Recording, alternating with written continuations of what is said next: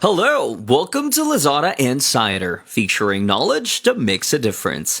We share trusted insights, forward-looking perspectives, and exclusive expert interviews to keep you ahead of the curve.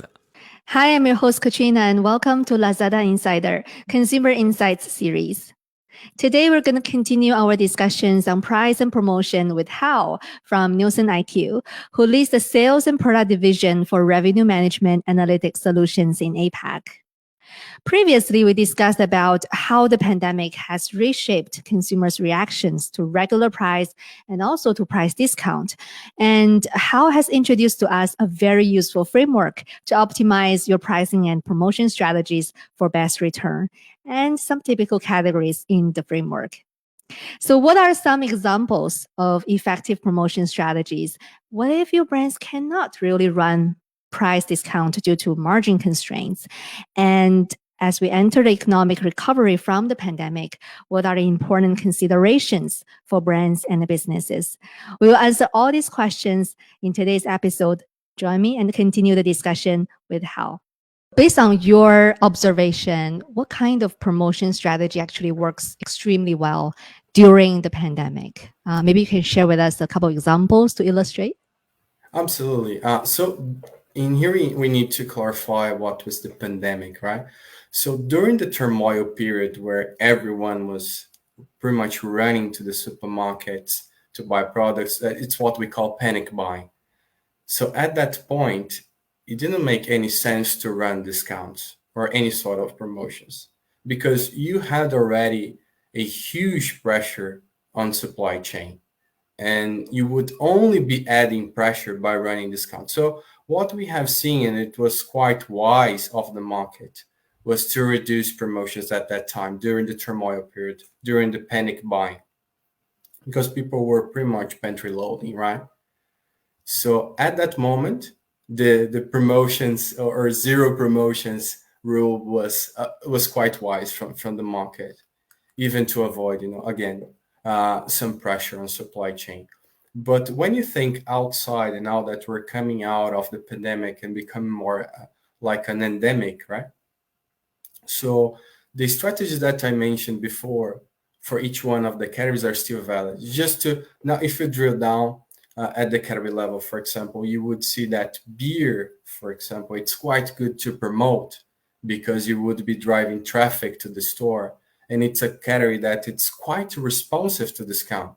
If you think about that, it's also bringing incrementality because sometimes you're just passing by the aisle and you see that beer that you like, or eventually, like that spirit that you like, because spirits are also sitting in the same position, the high-low position as a category as a whole. And then you see that on promotion and then you feel incentivized to buy. So this is what we call incrementality. You are fostering incremental sales. So overall, during the turmoil period, the zero promotion strategy was quite good, quite wise from the market. But now that we're getting out of it, those strategies that I mentioned to you before are super relevant, like oral and personal care, health and beauty, sitting in a high-low position where you can work with shallower discounts or can increase the average price of the category overall by limiting promotions or increasing the shelf price. So this is the strategy. And also it's important to highlight once again that even though sometimes you might know how the category overall it's reacting to both shelf price and promotions, the optimization happens at the item level because we understand that each item in the portfolio has a different role. Why? Because we have different pack sizes, we have different formats, and we have different shoppers buying each one of those products as well, right? So they have different reactions. So, for example, sometimes we see that glass in some particular categories, it's less elastic to the plastic counterparts, right? So this is something that you need to know for your category because then you can play with your portfolio and that's how you're going to optimize your strategy. Because let's say in this new environment, if you have some pressure in terms of costs, and if you need somehow to increase the average price across your portfolio, then you can play with the reactions of shoppers. You can increase more the price for those items that are less reactive in terms of regular price, or shoppers, they do not respond dramatically when you change the regular price. And on the flip side, you can be more conservative for those items that they are more reactive to regular price, because then you can still overall have a price increase that it's a specific average that you need, but you're playing with portfolio and you're optimizing the volume, the revenue, and the profit as well by doing so, by understanding the role of each item. Yeah, I think that exactly leads to my next question. You mentioned more from a retailer perspective, they can play with the portfolios if they experience maybe rising costs of supply chain for part of their portfolios. Does it still hold for brands and manufacturers? Let's say if they cannot, for their particular brands or for their particular products, they cannot lower price or they cannot do promotion out of reasons, for example, high raw material costs that we see almost, across most of the categories, or there's increased supply chain costs or production costs or labor costs, and they have to maybe keep a certain margin that they cannot lower the price. What would be your advice to those brands and manufacturers? Yeah, absolutely. Very good question. So for those brands, usually, like we were discussing before, every single item across the portfolio will have a different sort of reaction, right? So that's how we would be recommending to those brands to play with the portfolio to optimize their strategy. So again, and it's valid for brands as well. Sometimes even for different brands, you have different reactions. For leading brands, as we mentioned before, they have lower reaction to regular price, and they tend to have lower reaction to discounts as well, because leading brands, they have more differentiation, right? So in that sense, shoppers would be less reactive because they see the value, they see the differentiation. So what we have seen is that the leading brands, they have lower reaction, and the remaining brands in the market, they would have higher reaction to, especially to regular price. So now let's say if you're a leading brand, it means also that you have a very complex portfolio, which will have many items with different formats, different size. And again, and when you plot the items of that particular brand across that framework that we mentioned before, the reaction to regular price and the reaction to promoted price, again, you're going to see that some items are very good for promotions and others not that much. So we tend to think that a price increase is just a price increase per se, right? But that's not the reality. Sometimes, for example, you can limit promotions for some very particular items and still increase the average price for the brand as a whole, right? So this is a good strategy as well, like how to limit promotions to increase the average price. So you would be reducing the trade spend and reducing costs by doing so as well. But in a nutshell, what we have seen for every brand that we analyze, that's this diversity in responsiveness. You're going to see, like all that the items is scattered around, so you can play with each one of the items. And again, like that's how you should be optimizing, thinking about every single item, because you came up with every single item in your portfolio for a reason, right? Like for that, there's a consumption pattern over there for that particular item. So for that reason, shoppers are also reacting differently. So you pretty much at some point shaped the behavior. Now you need to leverage the behavior that is shaped.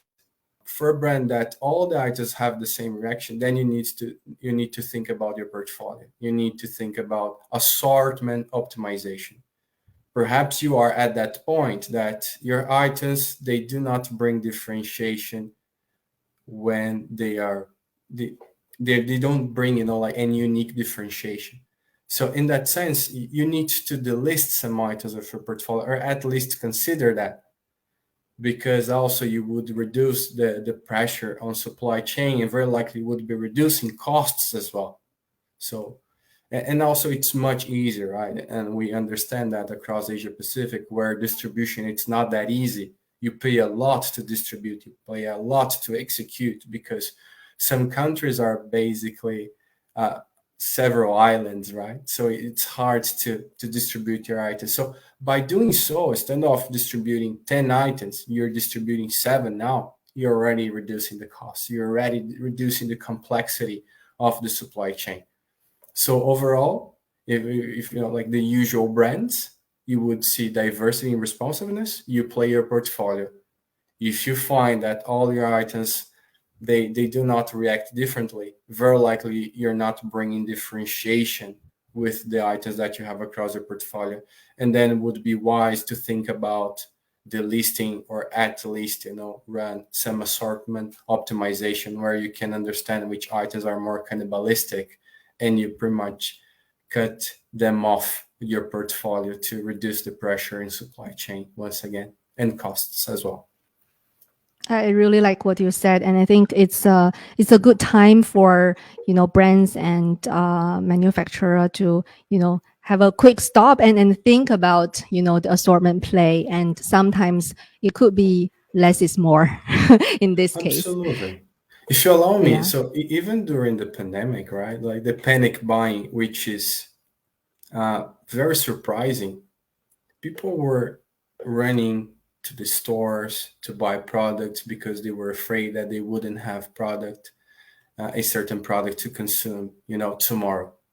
Still, we saw some items, left on the shelf. So here we have a clear message, right? That you definitely need to think about portfolio optimization. If you are a brand which saw, some items left on the shelf during the panic buying, it's something's just not right. And I think that leads to my last question. You mentioned about this period during the pandemic when there were a lot of dynamics going on. Now, most of the Southeast Asia countries are already on the journey of recovery. We see the vaccination rate has been increasing from Q2 to Q3. Now, roughly around 60% of the population here at least get one dose of vaccination. That's a good sign. So we see government are starting to actually releasing and easing the restrictions. And then, we are actually on the journey of economic recovery. So what are your advices to businesses on the pricing strategies, especially during this recovery time? And Well, if you could share a little bit insights, beyond that, what should business do? That would be perfect. absolutely. Yeah. First of all, it's so good to see that this is happening, right? Vaccination, it's going on. The trend, it's up. It's so good to see the people with their freedoms once again. Well, in that sense, like I would leave three main messages to manufacturers and also retailers, to all players of the market. Now, in this new environment, you definitely need to think how shoppers are reacting to both regular price and promotions. So, in that sense, you need to measure now the actual response, to regular price and promotions, especially when you have analytics by your side. We have seen many companies leveraging analytics more and more and more to make their decisions, because then we would be able to come up with that framework that we mentioned before.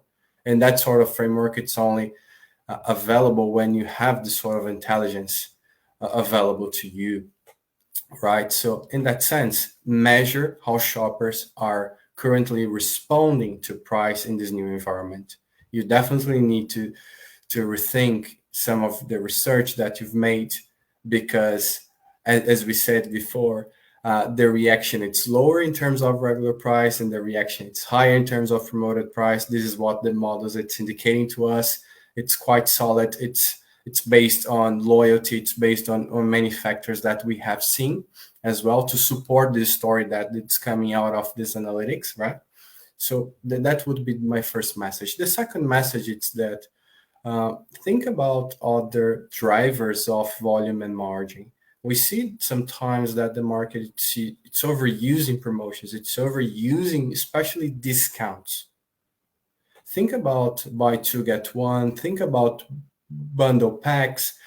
We have seen many good strategies in other markets. For example, I come from Latam, and there we were putting like very premium products together with not so premium products just to incentivize the consumption. Like the same manufacturer was doing that to promote trade up across the category, because originally discounts, promotions, bundle packs, and everything else was meant to drive trade up across the category, to increase the value of the category, not to erode the value of the category. So my first message is like, actually, you need to measure now the reaction to regular price and promotions of shoppers. The second one is think about other drivers of volume and margin. We don't have only discounts. There are very creative ways that we can come up, like to drive profit across the category, and you need to be sustainable over the long run. Just for the latest analysis that we've run, just for the categories, just for the 60 categories in the modern trade, we've realized that the market's losing $15.4 billion in wastage, which is like you're pretty much giving discounts to products that would have been sold regardless. So that's the size of the opportunity. That's a shocking number. It is. It's the level of billions. And it's much more because we were just running for 60 plus sample, which is huge already, what gives them like and only for modern trade. If you think about traditional trade, if you think about online, if you think about other channels and other categories as well, that number would skyrocket, right? So, and then my third message, it's like have a compelling category story. We have seen many manufacturers and sometimes retailers as well, only thinking about their own game.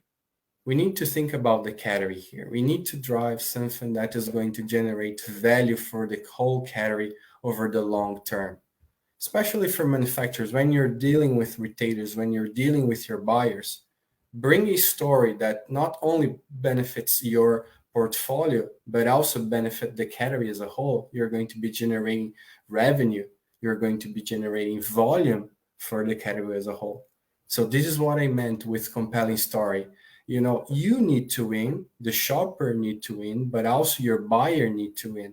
Everyone needs to win this category. The category needs to win as well, because only by doing so, you're going to have a sustainable business for the category over the long term. And we have seen many examples across the globe where, promotions, pretty much players were overusing promotions, and at some point it became unsustainable to the point that it was just difficult to generate any profit in the category with the existing items. Sometimes you need to reshape the whole category if you're not careful enough. So here are my three messages. Measure the actual response to shoppers. The second one, think about other drivers of margin and volume, and have a compelling story, not only for you, but also for your category. Excellent. I think you absolutely summarize the advices very well, and I'm pretty sure that our audience will have a lot of takeaways, from what you shared. And I'm just reflecting on what you said. One key thing is that, use this time. This is almost a tipping time for business to, take this time to have a refreshed understanding of the pricing and promotion dynamics with your specific category and products, right? Down to the product level. Another important takeaway for me, like what you just said, is use more strategic and creative promotion to attract new shoppers, to attract trials, right? That's important. And also cross-sell. And in some cases, like what you mentioned, even you can incentivize consumers to even climb up the price ladder based on what you offer. So yeah, very interesting insights, very topical insights. Thanks a lot, Hao, for joining us. Thank you. Thank you very much for the opportunity that you have given me today. I highly appreciate it. This is Lazada Insider. We hope you enjoyed this episode. Make sure you click follow and subscribe so you don't miss our latest insights and expert interviews. Thanks again for joining us. Until next time, take care.